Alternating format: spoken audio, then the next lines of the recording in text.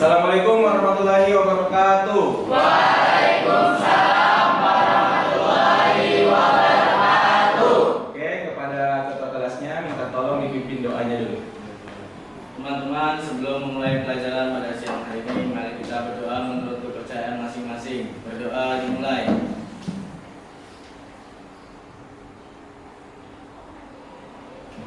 Berdoa selesai. Oke, terima kasih. Sebelum Bapak memulai pembelajaran, Bapak mau ngabsen dulu ya. Dengarkan namanya baik-baik. Adelia, Ahmad Rendi, Asyifa, Yusuf Wahyudi, Zulfa Aulia. Hadir. Oke, terima kasih.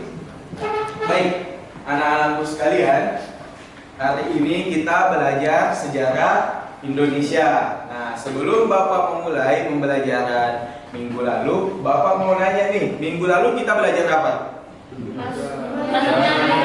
Nah, masuknya agama Hindu Indonesia. Itu ada berapa teori? 4. Apa-apa saja teorinya yang pertama?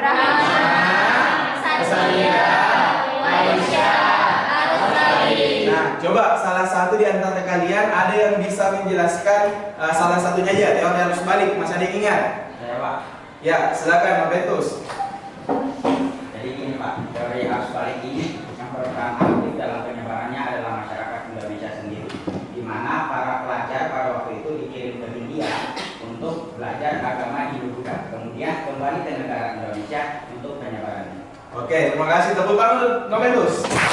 Nah, jadi betul yang disampaikan oleh Pak Petrus. Salah satu teorinya itu adalah teori arus balik, di mana teori arus balik itu mengutus orang-orang Indonesia dikirim ke India belajar agama, kemudian setelah paham dikembalikan lagi ke Indonesia untuk menyebarkan agamanya. Nah, materi hari ini itu masih lanjutan dari teori agama Hindu Buddha. Ketika minggu lalu kita mempelajari kedatangannya dan bagaimana dia bisa masuk Indonesia, minggu ini kita akan mempelajari kerajaan-kerajaan Hindu Buddha yang ada di Indonesia. Jadi masih lanjutannya, ya. Nah, adapun manfaatnya nih yang bisa kita ambil dari mempelajari tentang kerajaan-kerajaan Hindu Buddha, kita bisa tahu nih tentang peninggalan-peninggalan kerajaan-kerajaan Hindu Buddha yang ada di Indonesia. Bahkan nih ternyata masih banyak peninggalan-peninggalan kerajaan Hindu Buddha itu yang masih digunakan sampai sekarang. Ada yang tahu nggak contohnya apa? Saya Pak, Nah, sistem kerajaan.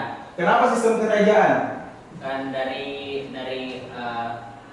kerajaan Kutai, Nah, kerajaan Hindu tertua di Indonesia, itu pertamanya menganut sistem kepala desa dan kemudian berubah menjadi kerajaan. oke, tepuk tangan untuk Randy. Nah, jadi salah satunya itu ternyata dia mempengaruhi kita dari sistem pemerintahan. Ya, mungkin kita belajar di Praksara juga, yang awalnya itu di Praksara itu kan mengenalnya yang namanya kepala suku ya. Nah, setelah data ini ternyata itu menganut sistem kerajaan. Sistem kerajaan inilah nanti pemerintahannya yang diterapkan, mungkin diterapkan di Indonesia, kemudian diambil lagi menjadi dari raja, kemudian sekarang diubah lagi menjadi bupati. Tapi awalnya dari sana, oke ya. Nah, sebentar kita akan mempelajari lebih banyak lagi tentang apa-apa saja yang kita ternyata peninggalan-peninggalannya kerajaan Hindu Buddha yang masih digunakan di zaman sekarang. Nah, adapun KD pembelajaran atau kompetensi dasar pembelajaran pada hari ini yang pertama yaitu menganalisis perkembangan kehidupan masyarakat, pemerintahan,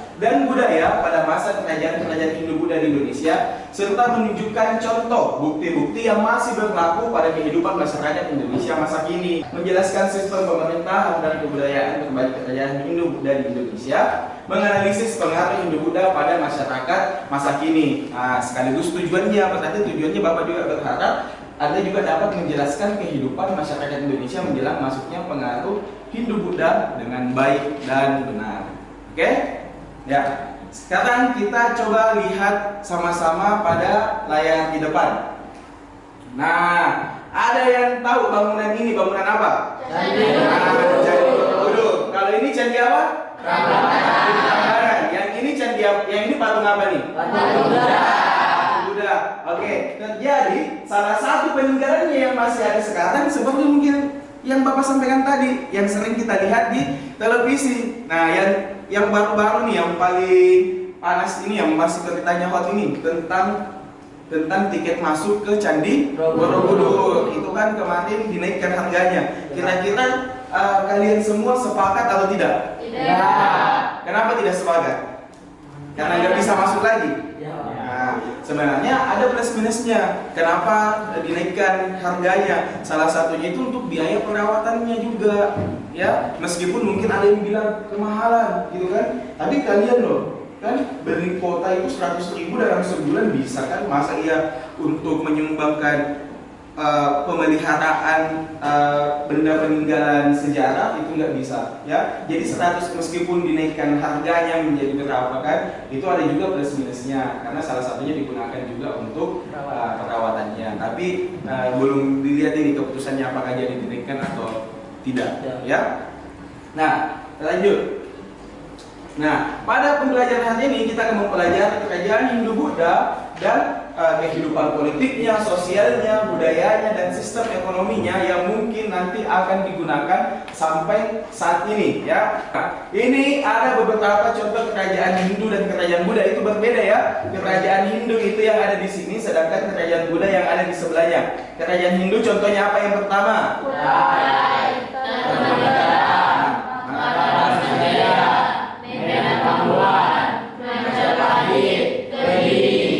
Dan yang kerajaan Buddha itu ada 3, yaitu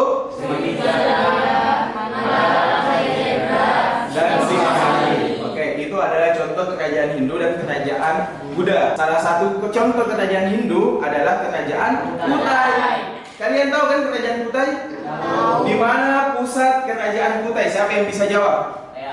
Ya, tadi di mana tadi? Di Mula Warman, Pak. Di Mula Warman? Di Mula Mula Warman itu adalah nama kerajaannya. Tapi betul, tepuk tangan untuk Randy. Nah, jadi ternyata kita di sini di Kutai Kartanegara itu mempunyai kerajaan. Bahkan kita adalah kerajaan Hindu pertama, yaitu kerajaan Kutai. Informasi mengenai kerajaan Kutai itu kita dapatkan di sebuah prasasti bernama Prasasti Yupa. Oke. Saat ini kita masuk ke tugas kelompok. Tugas kelompok Bapak akan membaginya menjadi beberapa kelompok, ya, beberapa kelompok campur heterogen. Kelompok pertama itu membahas tentang kerajaan Kutai dan Tarumanegara. Kelompok kedua membahas Sriwijaya dan Mataram kuno. Kelompok ketiga itu membahas Medan Kamulan dan Kediri, dan kelompok 4 itu membahas Singosari dan Majapahit. Oke, Bapak akan bagi kelompoknya sekarang. Nah, kelompok 1, dengarkan baik-baik dan dicatat nama-nama temannya. Kelompok 1 itu diketuai oleh Randy. Mana Randy? Saya, Pak. Oke. Kelompok 2 diketuai oleh Okta. Mana Okta? Oke. Kelompok 3 diketuai oleh Yusuf. Mana Yusuf? Nah, kelompok 4 diketuai oleh Noventus. Mana Noventus? Oke, anggotanya untuk Randy adalah Adelia, Ahmad Randy, Asifa Zahra, Aulia Aziza Mukti. Ya, catat ya Randy ya. Nah, kelompok 2 anggotanya itu Dinas, Erina, Fahira, dan Dioraya. Kelompok 3 anggotanya itu Juliani, Hairunisa, Marinda, dan Marini. Kelompok 4 itu anggotanya Noventus, Nadia, Sasya, Tia, dan Zulfa. Oke, sekarang silahkan membentuk kelompoknya masing-masing, dibuat kotak. Oke, bangkunya disusun menjadi kotak. Silakan. Baik, untuk setiap kelompok mengenai perencanaan pembuatan mind mapping kalian itu nanti Bapak ini siapkan LK. Jadi di LK ini kalian silahkan tuliskan nama kelompok kalian dan juga perencanaan apa-apa yang mau diambil pada mind mappingnya. Misalnya di mind mappingnya itu kerajaan Kutai dan Tarumanegara, kalian ingin mengambil nilai sosialnya, berarti silakan tulis di sini nilai sosial, nilai politik, nilai ekonomi, dan nilai budaya. Itu yang Bapak tuliskan. Tapi kalau misalnya kalian punya mau tambahkan mungkin di nilai yang lain-lain, itu silahkan dimasukkan. Jadi ini cuma sebatas perencanaan proyek kalian, ya. sekalian juga silahkan digambar atau disketsa mengenai mind mapping kalian bentuknya kayak apa. Itu kalian rencana memang di belakang LKPD-nya. Nanti Bapak akan lihat rencananya. Oke? Nah, saya minta tolong satu orang, yaitu Adel, tolong dibagikan kepada setiap kelompok untuk LK-nya. Silakan.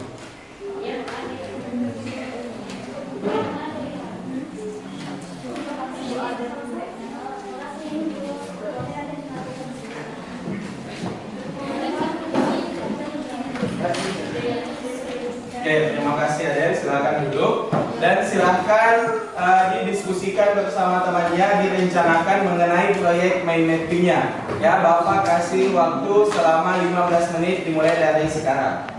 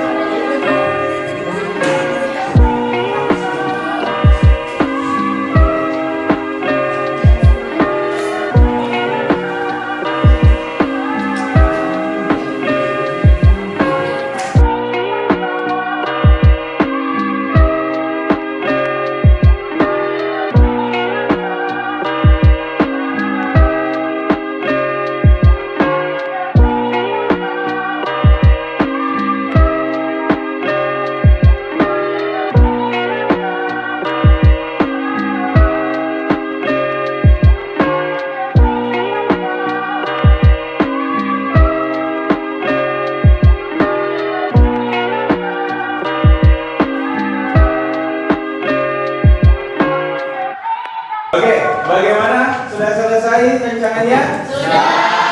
Nah, rancangan kalian nanti ini akan dikembangkan nanti menjadi mind mapping atau peta konsepnya, ya. Menggunakan bahan-bahan yang tersedia, menggunakan karton, menggunakan gambar, atau mungkin beberapa tempelan-tempelan kalian bisa ambil dari koran ataupun majalah untuk tambah hiasannya, ya. Nah, bagaimana, ada kendalanya selama menyusun rencananya? Ya. Sekarang saatnya kita mengatur jadwalnya, ya. Kita akan menyusun jadwalnya. Jadi karena hari ini adalah hari pertama sosialisasi dan rancangan, jadi silahkan kalian hari kedua, hari ketiga, mungkin silahkan lihat di LKPD-nya, di sana ada jadwal kan? Nah, di sana tertulis hari 1 sampai hari ke-7. Karena proyek kita ini selesai dalam 7 hari. Nah, sini tugasnya ketua nanti untuk mencatat apa-apa yang dilakukan di hari pertama. Ya, hari pertama misalnya ini kan sosialisasi dan pekerjaan perencanaan. Hari kedua bisa jadi kalian mencari bahan-bahannya, ya. Hari ketiga menyusun mind mapping-nya. Selanjutnya mungkin hari keempat bersama-sama berkumpul membuat mind mapping-nya di rumahnya siapa. Ya, yang jelasnya hari ke-7 atau minggu depan itu mind mapping-nya sudah selesai dan siap untuk dipresentasikan nanti di depan kelas. Nah, nanti mind mapping-nya sudah siap diperlihatkan, produknya sudah jadi di hari ke-7. Nah, dan Bapak juga akan akan memantau kerjaan kalian ya. Jadi silahkan laporkan di grup WhatsApp. Misalnya hari pertama lapor Pak kelompok 1 kami hari ini berkumpul untuk membuat mappingnya. Hari kedua kalian apa itu semua dilaporkan dan dikirim di grup WhatsApp biar Bapak bisa meninjau. Dan silakan dilaporkan temannya yang mungkin kurang aktif selama pembuatan mapping ini.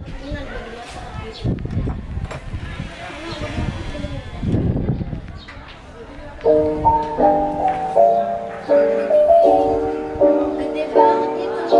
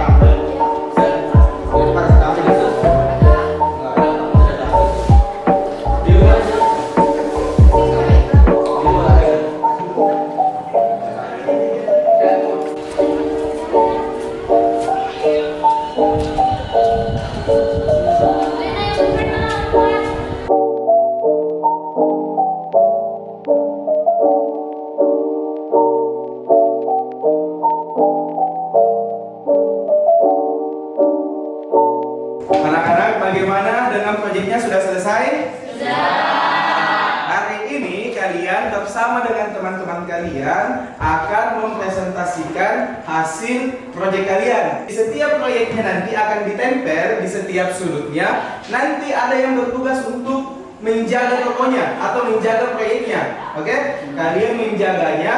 Dan yang kelompok lain, sisa anggota kelompoknya yang lain itu harus berkunjung ke toko yang lain dan membawa catatan untuk bertanya. Kalian lihat hasil karyanya, diamati dan memberikan masukan. Jadi setelah nanti saling bertanya, nanti dikasih masukan. Oke? Paham? Nah, sekarang setiap kelompok silahkan kita akan tempel hasil karyanya di belakang. Kemudian nanti kita saling melakukan meja. Oke, silakan.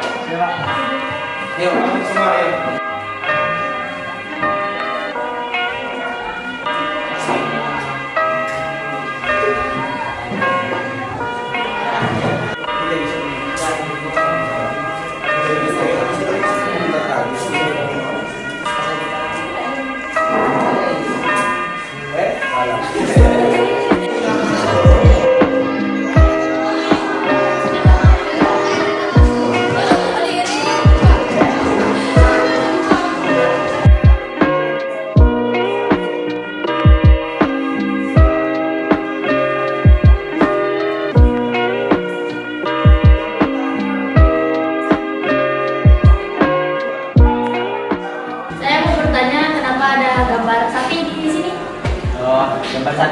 Ya. Nah, jadi dulu pada saat pemerintahan Raja Mulawarman, dia menyumbangkan sapi sebanyak 20.000 ekor. Nah, jadi begitu. Saya ingin bertanya, maksud dari gambar bendungan ini apa ya?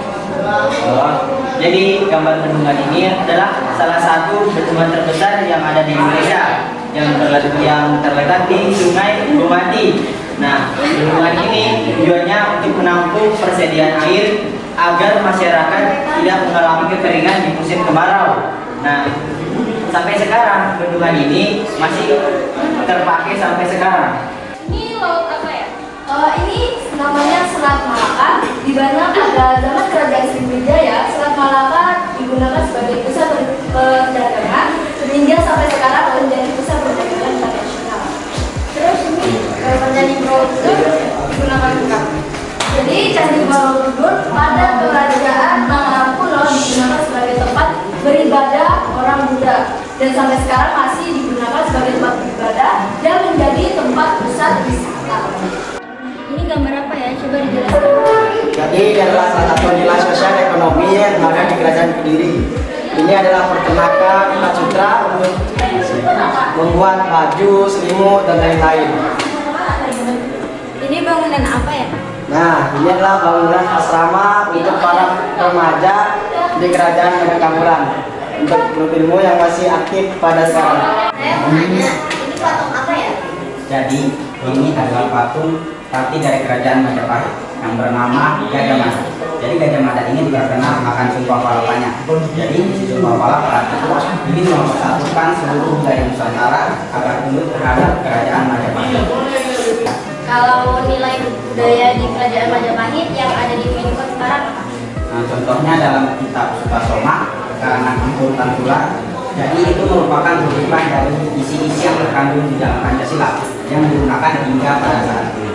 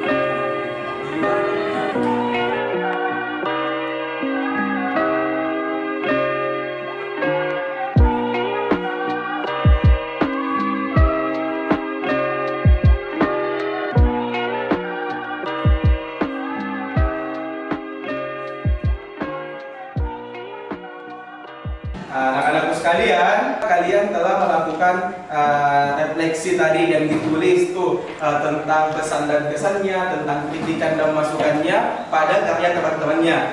Untuk Bapak juga mau memberikan refleksi, mungkin 90% hasil karya kalian sudah bagus. Tepuk tangan dulu untuk kalian semua.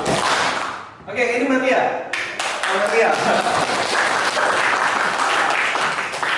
Nah, tapi namanya juga kerjaan proyek itu kita harus memberikan masukan supaya ada perbaikan ke depannya ya. Dari kelompok 1 mungkin tadi bisa dikasih sedikit spasi ya. Tadi tuh antar kolom-kolomnya masih rapat, jadi mungkin bisa ke depannya dikasih spasi sedikit ya. Untuk kelompok 2 Bapak lihat tadi sudah bagus, cuma kelompok 2 kebalikannya dari kelompok 1 ya. Kelompok 2 tadi itu panah-panahnya justru saling jaraknya itu terlalu jauh antara satu dan yang lain ya.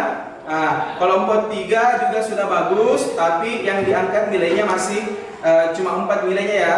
Sebenarnya sudah cukup, tapi bagus lagi kalau ditambahkan 5 atau 6 nilai yang ada di dalamnya. Nah, kelompok 4 bagus, dia cepat selesai tadi, dia juga estetik ya menyelesaikannya.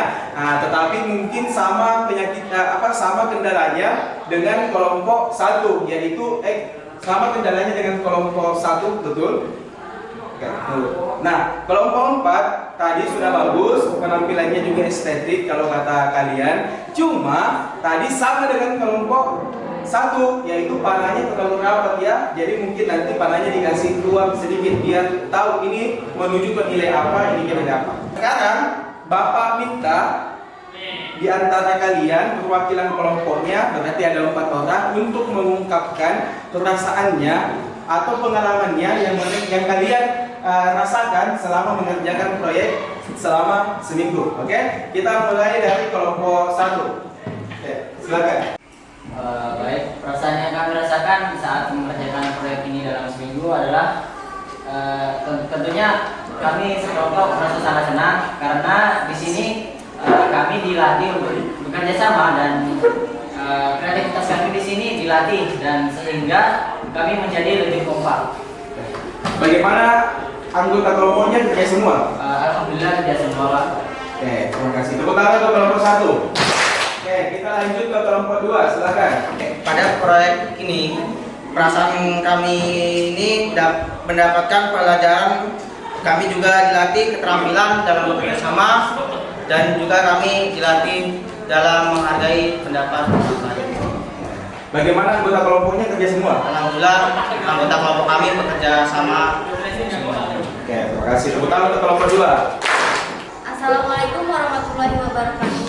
Waalaikumsalam warahmatullahi wabarakatuh. Jadi dalam seminggu pengerjaan proyek ini kami sempat pesimis dan juga terpikir buat bisa menyelesaikan tugas ini tepat waktu. Tapi dengan adanya kerjasama dari teman-teman dan adanya diskusi, kami dapat menyelesaikan tugas ini. Oke, bagaimana anggota kelompoknya aktif semua? Aktif, Pak? Nggak ada yang nggak mengerjakan? Tidak. Oke, terima kasih. Tepuk tangan untuk kelompok 3.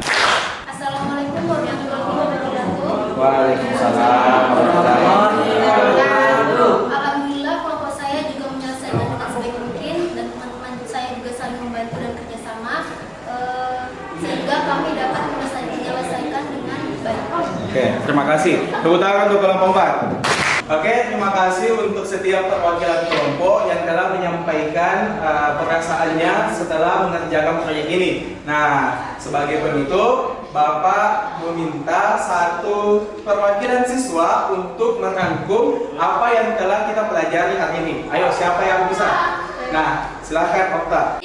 Hari ini kami dapat mempelajari dan mengetahui peninggalan-peninggalan yang masih ada hingga sampai saat ini dan masih bisa digunakan dari kerajaan Kutai hingga kerajaan Majapahit. Oke. Terima kasih Okta. Tepuk tangan untuk Okta. Yang disampaikan oleh teman kalian bahwa hari ini kita telah mempelajari nih peninggalan-peninggalan apa saja dari kerajaan Hindu-Buddha yang ternyata masih eksis atau masih bertahan hingga saat ini. Tadi bahkan kita mengetahui bahwa konsep bendungan itu sudah dikenal oleh kerajaan Tarumanegara. Menggali 2 sungai, yaitu Sungai Chandrabhaga dan juga Sungai Gomati. Kemudian alirannya itu ditampung menjadi bendungan. Untuk apa kira-kira airnya ditampung? Untuk apa? Satu orang dulu. Untuk apa tadi? Untuk pertanian, Pak. Betul, untuk pertanian, untuk menampung air selama masih bisa ditampung karena pada saat musim kemarau bisa jadi airnya itu air sungainya kering, jadinya ditampung untuk pertanian masyarakatnya. Oke? Nah, terima kasih untuk kelas 10-4 Bapak meminta masing-masing hasil karyanya untuk dikumpulkan. Oke? Ya.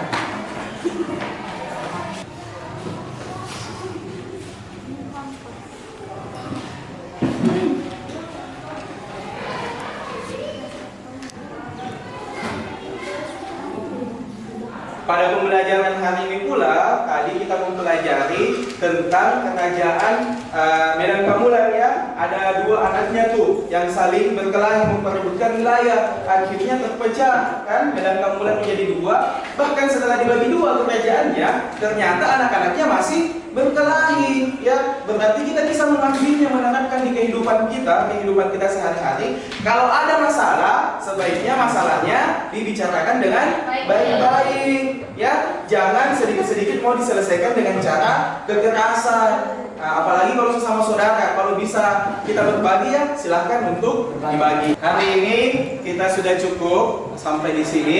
Minggu depan kita akan mempelajari tentang kerajaan Islam ya. Jadi minggu lalu dan minggu sekarang kita mempelajari Hindu-Buddha. Nah, minggu depan selama 2 pertemuan kita akan mempelajari tentang kerajaan Islam, mulai dari bagaimana juga dia masuk ke Indonesia sampai berkembangnya kerajaan-kerajaan Islam di Indonesia. Oke, semoga kita diberikan kesehatan. Amin. Jaga kesehatannya semua, apalagi sekarang musim pancaroba, cuaca mulai sudah berubah-berubah, kadang panas, kadang hujan. Itu bisa menimbulkan penyakit ya. Jadi kalian harus menjaga kesehatan kalian, banyak-banyak minum vitamin. Oke? Nah, sebelum kita menutup, silahkan saya minta tolong kakak kelasnya untuk memimpin membacakan doa. Sebelum mengakhiri pelajaran pada siang hari ini, marilah kita berdoa untuk bacaan masing-masing. Berdoa dimulai.